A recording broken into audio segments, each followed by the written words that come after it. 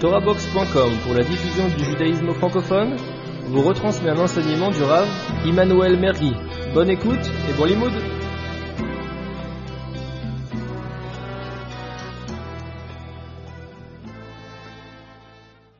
Il m'a condamné à faire une extraordinaire conférence. Il la connaît pas encore. Je remercie de... C'est toujours pour moi un plaisir d'être parmi vous, ici ou là, faire des shiurim, pour essayer de transmettre l'enseignement de la Torah et partager donc le sujet de ce soir, l'argent. Ah, c'est le micro, il faut monter le micro.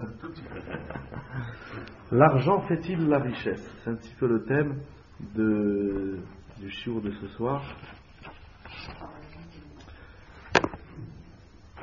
Donc, dans un premier temps, je pose la question comme ça, est-ce que l'argent fait la richesse? Habituellement, l'argent, les biens matériels, c'est comme ça qu'on...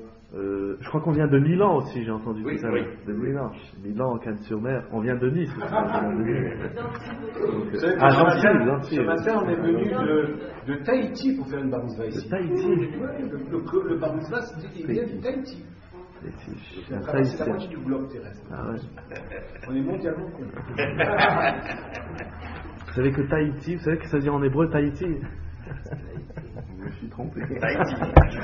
Tahiti. Dans la vie, il ne faut pas se tromper. Ah ben très bien. Donc ça voyage.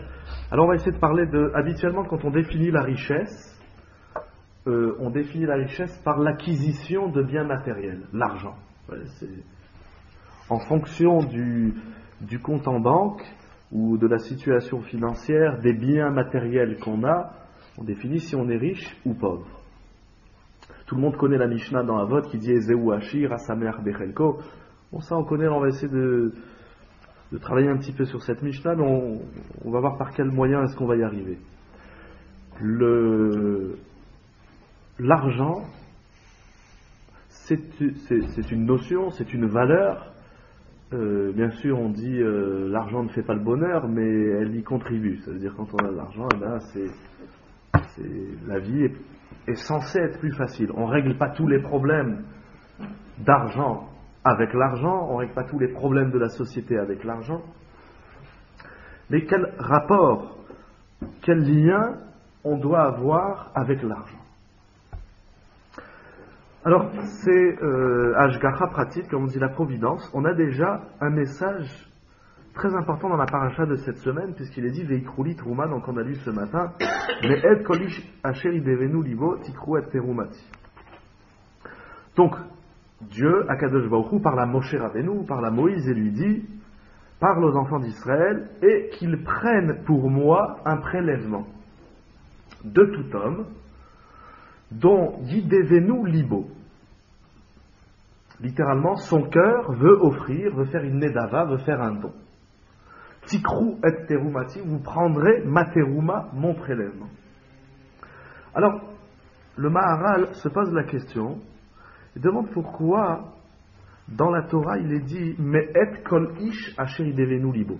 C'est-à-dire que le don, l'offrande qu'on a amenée au Mishkan, donc pour construire l'édifice de Dieu sur terre, le Mishkan, le tabernacle, il est dit de tout homme dont son cœur nidvat lev, dont son cœur voudra bien offrir.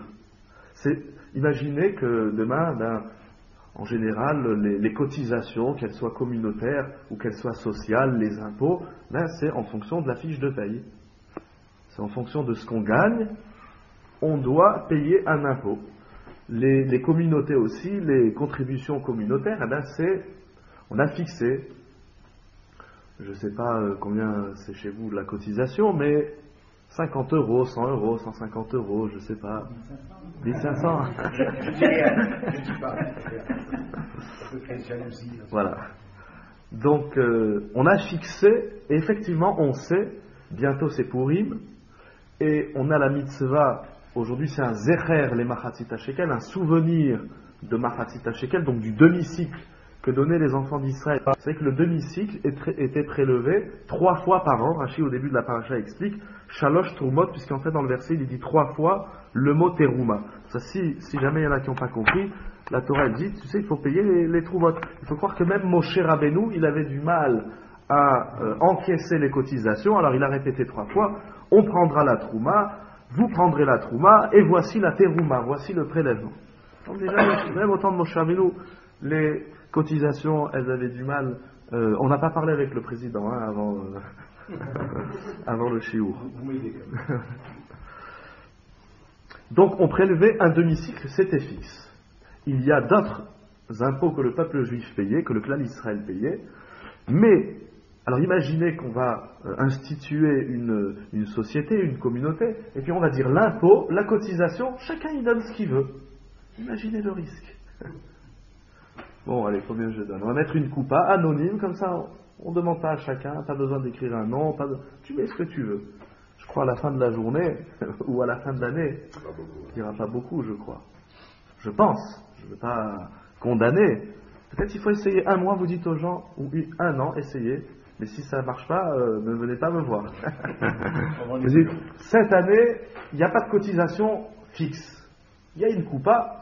Celui qui veut, il donne ce qu'il veut. Asher idevenu libo. C'est un grand risque. Il faut une grande émouna, il faut une grande foi en Dieu, un grand bitachon. Il faut dire, bon, eh bien, on verra à la fin de l'année, on verra. Alors le Maharal demande comment se fait-il que l'impôt du Mishkan, le prélèvement du Mishkan, ne soit pas imposé comme étant quelque chose de fixe. Chacun y donne ce qu'il veut. Le Maharal précise dans sa question, on aurait dû dire, celui qui est riche, eh bien, il va donner tant, et celui qui est pauvre, il donnera moins. Et celui qui est moyen, on aurait dû fixer le prélèvement, la terouma nécessaire à la construction du Mishkan, en fonction des moyens de chacun. Comme ça demande le Maharal. Et le Maharal explique, il dit la chose n'est pas ainsi. En aïnian ken. Il dit parfois on a des gens, sheyesh lahem arbe, qui possèdent beaucoup d'argent. Mais ils sont ra'aïn. Littéralement, ra'aïn, ça veut dire qu'ils ont un mauvais œil. Ils voient tout en petit. Quelque chose d'extraordinaire dans la vue, c'est que c'est tout aussi petit, c'est plus petit que cet appareil, mais le champ de vision, si on ne pouvait voir qu'en fonction du champ de vision que de l'œil, on ne verrait pas grand-chose. On verrait comme un faisceau luminaire, on voit juste ce que l'œil voit. C'est pas comme ça. On peut voir, le champ de vision est très large. Eh bien, quand on parle d'argent, souvent, malheureusement, là, l'œil, il se réduit, et hop, il ne voit plus rien. Il devient ra'in, tsar aïn, on appelle aussi tsarut aïn. L'avarice, c'est l'œil étroit. Donc, on a des gens qui ont beaucoup d'argent, qui possèdent beaucoup de biens,